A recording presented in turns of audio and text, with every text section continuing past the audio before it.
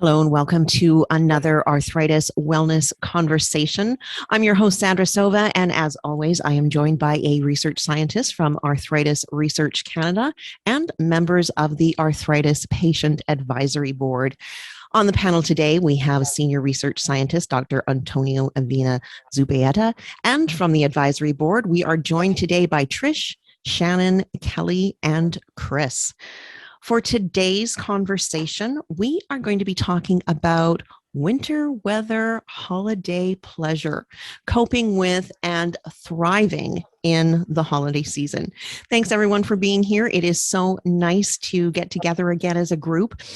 With winter weather and the holidays, they are actually approaching really fast. So what we wanted to do is get together and check in with the panel and see how everyone's doing, how we're feeling about the upcoming winter season and holiday season, and what we are doing to help support our wellness. I thought we'd start off with first just talking about winter weather.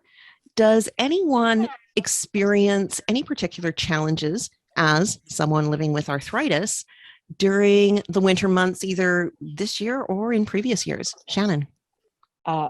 Fear of falling.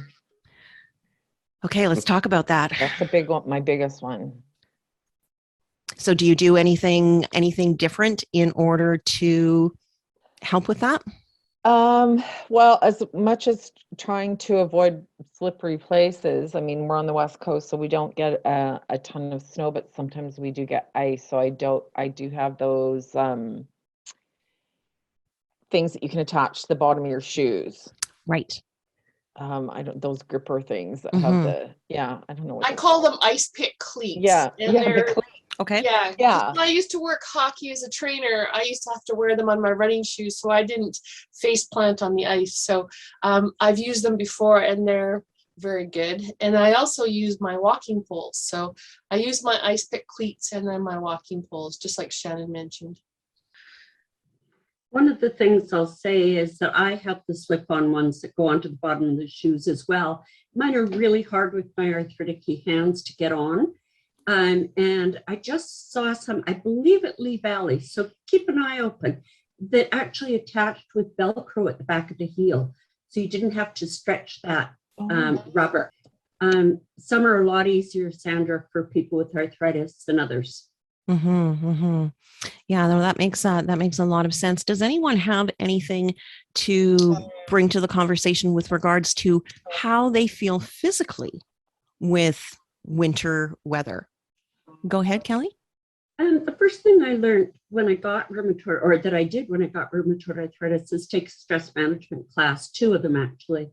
And one of the things that's carried forward with me is not to tense up. When it's cold and it's rainy, you tend to tense up. And if you just try tensing your hand and squeezing it hurts. So if you can learn to touch bases with your body several times during the day, during this type of weather, you learn to relax and that doesn't hurt near as much.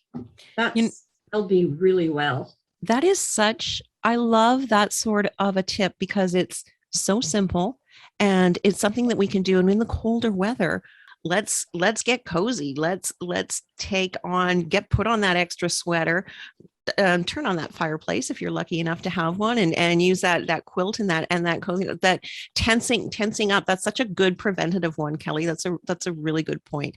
How about anyone with do anyone notice the dampness in the weather or anything? Trish, what do you have? I have osteoarthritis and I find it's not always the cold. So I grew up in the Okanagan, so we can get very dry cold, but I find here at the coast it's damp and I feel the cold more.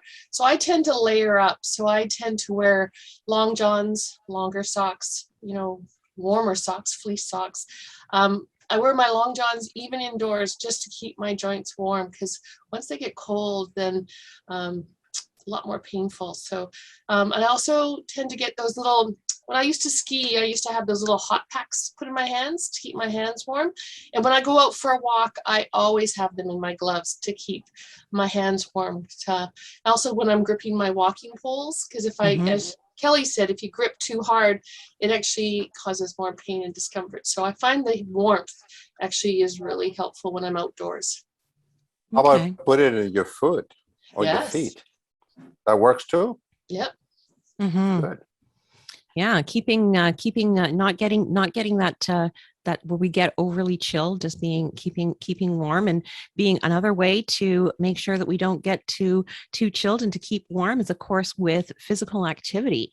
And I was wondering if we could sort of check in, and I know that some of us here are really quite active, and a lot of that also includes some outdoor activities. Well, here on the West Coast, when weather changes, Chris, does that impact your things that you do at all? Yes, definitely. Yeah, the cold, I have ankylosing spondylitis, so a lot of the pain is in my back. But when it starts getting cold, my feet start to flare up and I get chilblains, and there's also some psoriasis that is associated with the arthritis. And yeah, keeping warm while I'm doing outdoor activities is important. The cold kind of keeps me indoors too much sometimes too, so I have to remind myself just to dress appropriately for the weather, and get outside. If it's raining, I feel worse when I don't let myself get outdoors. If I keep exercising on a regular basis, it helps. Kelly? I hint that some of us have learned along the way, that maybe some people that have just gotten diagnosed have learned, is that an umbrella is really unpractical when you've got arthritis, I find. It means I'm holding it up, it's cold, it doesn't hit where I want to. Invest in a good coat. Whether you're up north or you're here, a good coat's going to help. That's again another good practical point, because when living with a condition such as arthritis, if we overextend and use our joints in a way that is maybe out of the ordinary, and I'm just even thinking, as you're saying, holding that umbrella, I can feel it tightening up in my shoulder, and just knowing that ergonomically that's not a good fit for his Shannon.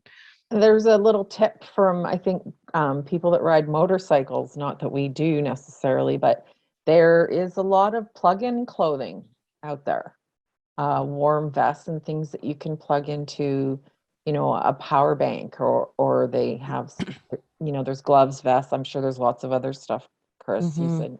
Yeah, I ride a motorcycle to work actually, and I don't have any plug-in gear, but I definitely layer up.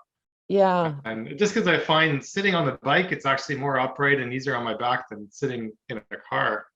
I'm kind of leaned back in the car, but the people that don't ride wouldn't maybe know about plug-in clothing. Yeah, they have gloves and jackets. People with Sjogren's or anything like that. For Innovation and technology, there's so many things that are available to us. What I'm sort of hearing is that there's still an interest and a desire to continue to be out and moving in activity. And the weather's not necessarily going to keep us down. That's a way to go. A good statement for us rugged West Coast Canadians. I'm very pleased to hear this. Yes, Antonio. I have a suggestion for Kelly for the umbrella. Make sure that your significant other always goes with you and he carries the umbrella. Okay? That is an excellent point. And I will say also, 2 pair of eyes will look better at dark. Remember, these days in the season, the vision becomes a little bit difficult even when you're driving. So he can look for you in the floor to prevent falls. And so make sure that he's happy to carry your umbrella. And if you're not happy, start looking for another person who can go for you in the walk. I'm on call. I'm on call for the walking, so I'll be happy to do it. That is, great. Isn't that great? There's a couple of us that are single. Well, I love how light this conversation is, and that is so beautiful, and it's so lovely to hear. But I do want to go on to our next topic, which is to do a check-in on our mental health, our mental and emotional well-being, and whether or not it is how we're doing on an ongoing basis. But again, let's remember the topic of today's program, which is winter wintertime and the holiday time. So in specifically around this upcoming holiday season, how are we feeling with our mental health? It's been an interesting year or so. I think for me, when I was first diagnosed, I took some arthritis self-management courses and chronic pain. And the one thing that kept on coming up, and back then I didn't have all the symptoms I have now and more disability. They talked about the pain cycle. And there was two areas that I never even crossed my mind was mood changes, fatigue, and the depression. I always was focused on the pain and the limited range of motion, the mobility decreased in activities. But later on, when you're dealing with pain 24/7 and you've had a chronic disease for 10 years, 20 years, the depression side of it tends to rear its ugly head.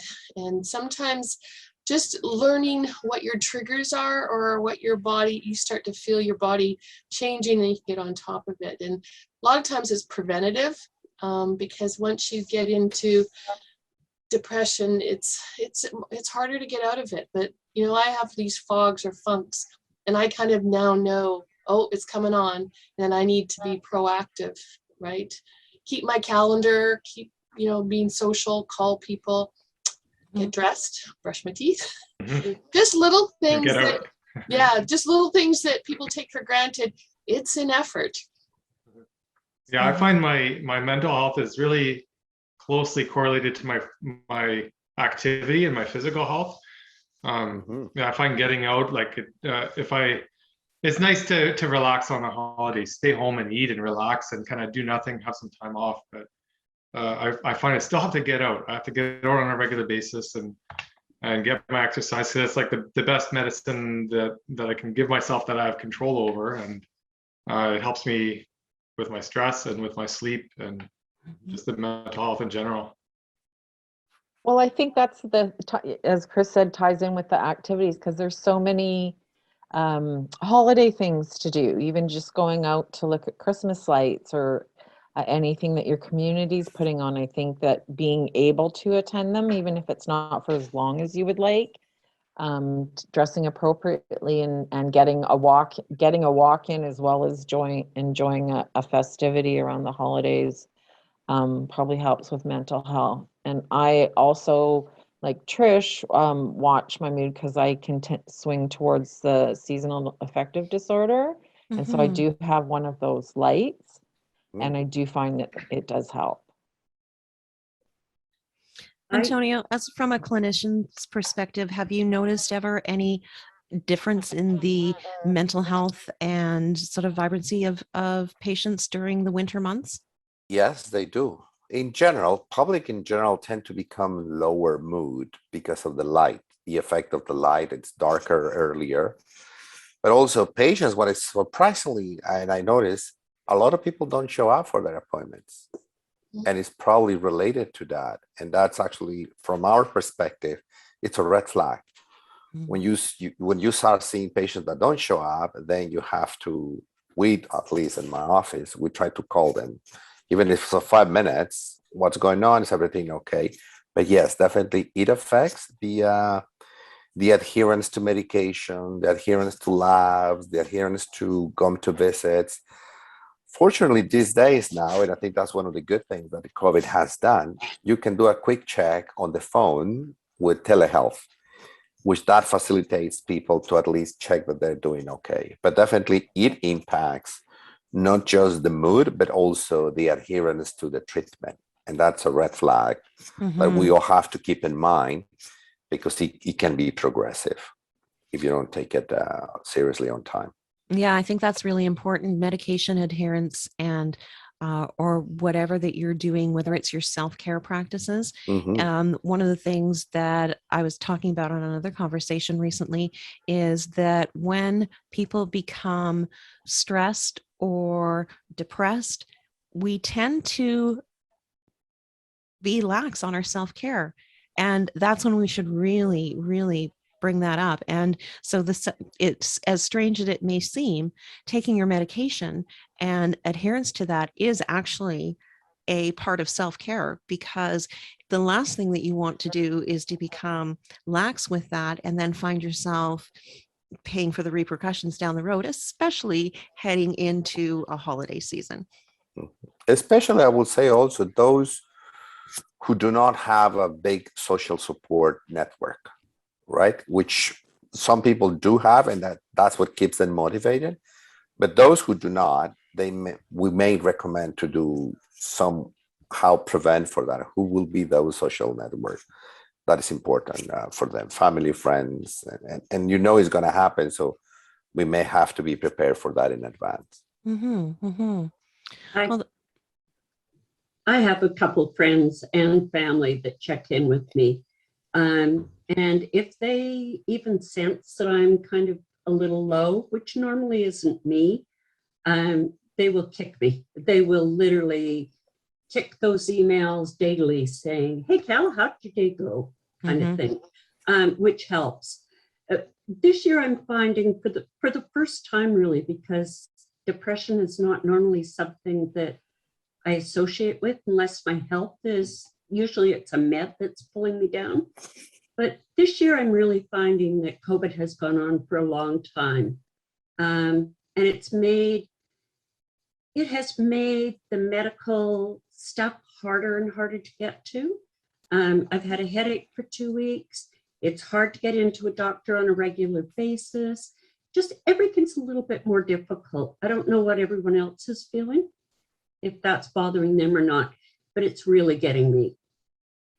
Yeah, and understandably, and I love hearing that you have that support network that can check in with you. And I mean, that's been, I think we've talked about that on several of these conversations, that it takes a village and that we are not in isolation. In general, are you looking forward to the holidays this year? Does it feel different than last year? Anyone jump in. I love Christmas, and that's been the hardest thing.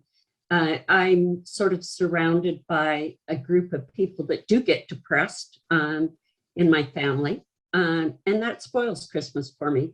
So I've had to lower my expectations a little bit as to what to expect. And I think that we all have great expectations to have that perfect Christmas, to have the lights up early, to decorate your house till it's, glowing. And I think that when you've got arthritis, you do have to lower your expectations a little bit, find a few workarounds, just with everything, money, people's expectations, getting out. It's a little bit more difficult. Mm-hmm. Who else? Trish? So for me, last year was tough. My son lives in Australia and couldn't come home for Christmas. That was our first Christmas without him. And then my mom and my sister were supposed to fly down from the Okanagan, and they couldn't travel restrictions. So last year I really struggled with decorating, cooking, baking, going out to see the Christmas lights. I found it was an effort. So this year I've already planned ahead. So next week I'm actually taking a week off work. So I figured if I can slowly decorate and do a little bit by little bit instead of trying to do it too much in my days off work. So I planned that this year, and I'm already looking forward to it. I'm doing Christmas cake next week and a couple other things. And I think for me is planning ahead and also not feeling guilty if I have to say no to an event. I think that's the biggest thing. I used to go to everything. Pacing and prioritizing, right? Yes, yes. That's the 3 Ps, right? I think for me is not feeling guilty and pacing them. So like instead of having 2 or 3 things on a Saturday or Friday, I'll have one thing. Like I'll let people know I'm going to be available to this or whatever. And I've got a lot of friends that'll ask me ahead of time, what's your schedule like? Let's try to find a day that's quiet for you. Then let's plan a lunch or go for Christmas drink or something. But I think planning ahead and then not being afraid to say no and not feeling guilty that you can't do everything, because There's times that I've tried to do everything and gone flat out for 4 or 5 days, and then I pay the price and I'm down for the count for many days. That's so valuable. And I just want to chime in here and say that self-care and pacing yourself and knowing your limitations, it is not selfish. Not only is it you taking care of yourself, but we then are able to show up better for our loved ones and family. When we are suffering and hurting, not only is that really difficult, but others that care about us don't want to see that either. And learning to say no, learning to learn our limitations and respect them is sometimes it takes a while to learn that. But I really think that that's one of the self-management skills. We're playing Survivor, the arthritis edition. Right? Yeah. Well, Trish, I feel like I'm in the same boat as you a lot. Like, unfortunately, this year I won't be seeing family, but a lot of low-key events planned, and that's sort of a good thing because I think it'll be low stress and low pressure, right? Just to enjoy time with people, with friends, which is really important. And I'm kind of glad I'm not traveling because travel, especially airline travel, stresses me out. So glad to be. Yeah, I think perspective, Chris is doing, really at the point, I don't know what point it was that I actually figured out or put some perspective in the sense that what's going to get done is going to get done. What's not going to get done is not going to get done. Christmas, when it comes down to it, is another day, which I discovered when you're out of the country or somewhere, that it's another day that's going to pass like every other 24-hour period. And nobody's going to hold anything against you that you can't do. You can't do more than you can do. And nobody wants you to suffer for it.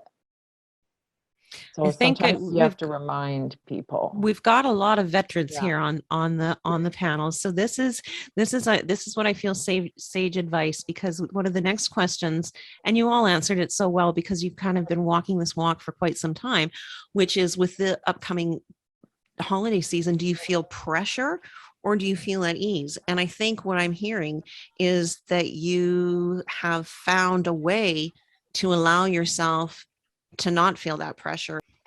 When I first still got this disease, and it was just before, it was in September, and the doctor said to me and to my husband, which was good, no stress at Christmas. We don't have your disease under control. It's severe. Let's just take it easy. And what I ended up doing was making 3 lists. Has to be done in a day, would be nice to be done in a day. And if it doesn't get done, it doesn't matter. And at the end of every day, I would transfer anything that I didn't get done on that has to be done. And if it was there for 2 days, well, obviously somebody else could do it, not me. And I think that's a pretty good advice from that same point. The other thing is there's nothing that says that everything has to be done by you. Delegate, delegate. Hire some kid to come in and set your table if that's really not something that you need to do.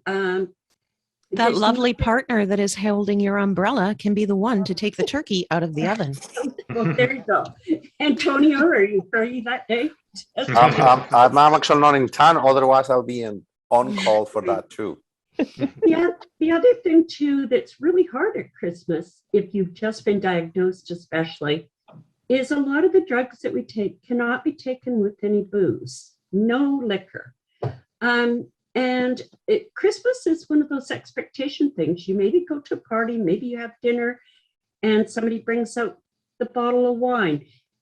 Anticipate ahead of time. Make sure that you've got a mixer that you can have if you're on an absolutely no alcohol, or maybe ask your rheumatologist. I know I'm on methotrexate. Antonio, can I always so let's talk about that, because there's different. Yes, there's a difference from being a drinker than having a drink. Yeah, right. I usually don't forbid my patients to drink. And most rheumatologists now agree that this probably is reasonable. That's the reason why we do blood work to monitoring your liver enzymes. Okay, the association of liver enzymes, a problem with drinking and methotrexate, is usually for those who abuse alcohol. Yeah. Having a glass of wine or 2 glasses of wine in a celebratory holiday like Christmas or your birthday, that is okay, because it will not affect your liver enzymes and your liver function.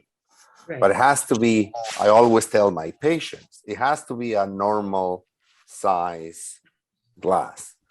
Cannot be one of those that used to put flowers on, because some people may think that can be used as a normally like that one. So it's okay. So, and most patients actually understand that it's safe as long as you don't abuse alcohol. And a glass moderation, but also it's different from type of alcohol. Hard liquor versus not hard liquor. Right? It's not the same, the amount of alcohol that vodka or scotch or tequila or mezcal has compared to red wine or white wine or champagne. So it's okay. And I think we should be okay, and people should not be fearful for it. And maybe that's actually a good way to do it. You don't usually drink and you define yourselves at a special occasions. This is a good occasion to celebrate. As being, yes, Trish. Well, I was just going to say, other than, having a drink here and there, but for Christmas Day, used to be at my aunt's house or my mom's house or someone, and that person did everything. They did the turkey, everything. Now, in the last 3 or 4 years, somebody does the Brussels sprouts, someone does the potatoes, someone does the Christmas cake, someone does, everyone is all pitching in and doing things together. So I think if we have that kind of community on that day, instead of the old way of just whoever was hosting did everything, that really makes a difference. And I actually have less stress on Christmas Day when everyone pitches in. And then the last 5 or 6 years, things have slowly changed and modified based on, we're getting older. Everyone has different health concerns. And I think it's fun when we're all in the kitchen and we're pitching in and doing things together. It makes great memories. So Tricia, I don't know about you, but I find that both myself and my family, we don't eat as much sugar as we used to when my mother was, making 25 dozen cookies because they had an open house after Christmas and because we ate a lot. So yeah, there is a change. We can do things differently. For me, when I first got diagnosed, now granted this is 25 years ago, and I couldn't use my hands, the greatest thing for me was I took $20 and went to the bakery, Dutch bakery in Victoria, and bought all these cookies that we'd never had, different ones. After that, my kids didn't want me to make cookies. They all wanted their favorite ones from there. So that was just one thing I struck off my list. Someone else did. We don't need as many side dishes as we think we do. No, we don't. There's nothing wrong with keeping it simple. Keeping it simple. It to the basics. I agree. Yeah. I agree. Advice also, if you allow me, is when you're cooking, because sometimes the celebration is actually doing the things and due to the holiday, right? But also take a break. You don't need to go all the way through since the beginning of the morning or cooking. You're gonna need to take breaks, and that's actually applicable almost every single day, because fatigue is a big dominant component of disease in many diseases, right? So if you don't take your breaks, you're going to be, by the time of the celebratory moment, you're going to be burnt out, and then you're still going to miss it, and you're going to feel bad the next day. So take your breaks, pace yourselves, and enjoy the moment when you have to. And if you don't have to, space out a little bit, come back with a little bit of energy. And if you need to get back again to rest, just do it. Don't feel bad about it. I know that so many people that watch these arthritis conversations are individuals that are living with arthritis, but I also know that some of their family members and loved ones watch as well. So if anyone is looking to purchase a gift for the upcoming holiday season for someone living with arthritis, can we give them any ideas? Jar openers. Go for it, Shannon. Automatic can openers, like one-touch can openers. Yeah, I think there's a lot of kitchen tools like that. I just always picture my grandma standing there with a fork, just going for 30 minutes at a time, right? And all the mixers and the Vitamix and the blenders and all the tools we have today, they really help us out. Mm-hmm. Paraffin wax baths for your hands. They're wonderful. Gift certificates for pedicures, MSA, are really nice. That's one of the things I really like is anything to kind of pamper me. Whether it's a gift certificate to a spa or a pedicure, something that I don't normally get to do. With arthritis, it's very difficult to do your own feet, and so when you get that moment, it feels very special. Mm-hmm. Heating pads. Yes. Nobody ever has too many heating pads, I say. No. So many fun things. Homemade meals. Just Yes. a couple meals to tuck into the person's fridge. I know that for me, that's a really big deal. Some nights I'm so tired. And if I can just reach into my freezer, at least I know I'm eating healthy. Guys, this has been amazing. I'm really almost starting to feel the spirit of the holidays. Everyone has offered up a lot of really great insight, tips, and wisdom. Their number one tip for making the holidays a little easier on yourself, and anything that really stands out for you? Well, we talked a lot about too much drink, and for me, too much food is a big problem too, right? There's so much to enjoy, and I tend to binge during the holidays. So just do everything in moderation. Like I find, I know my foods that trigger me, and I stay away from things that I know are inflammatory for me. But still, just too much food in general, I find causes flare-ups, and taking a break and doing that in moderation, getting out just to see the lights and or walk the dog or whatever, right? Just to keep moving, and really helps. Well, I'm a foodie, and I know that I have to be careful because whenever I'm going out to a place and there's foods that I don't normally get to eat or something special, a lot of my friends are very comfortable with me bringing my own little container, and I take a few things home with me, so I don't eat them all in that 2 or 3 hour period and then struggle later.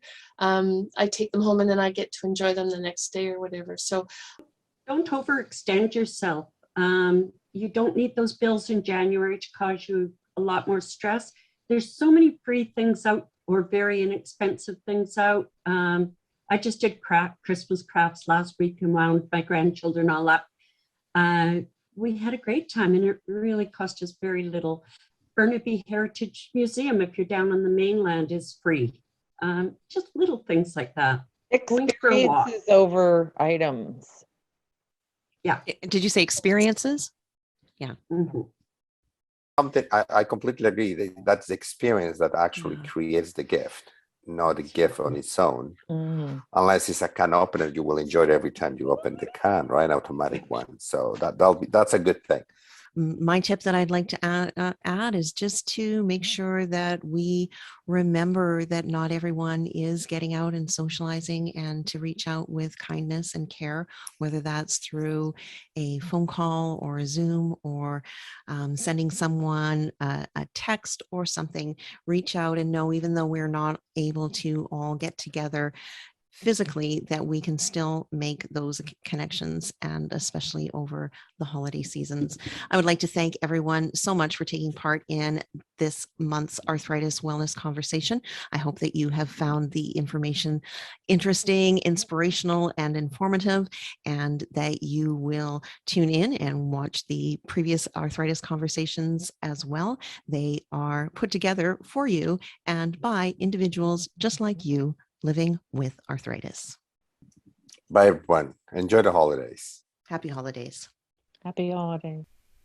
For more information, visit arthritisresearch.ca.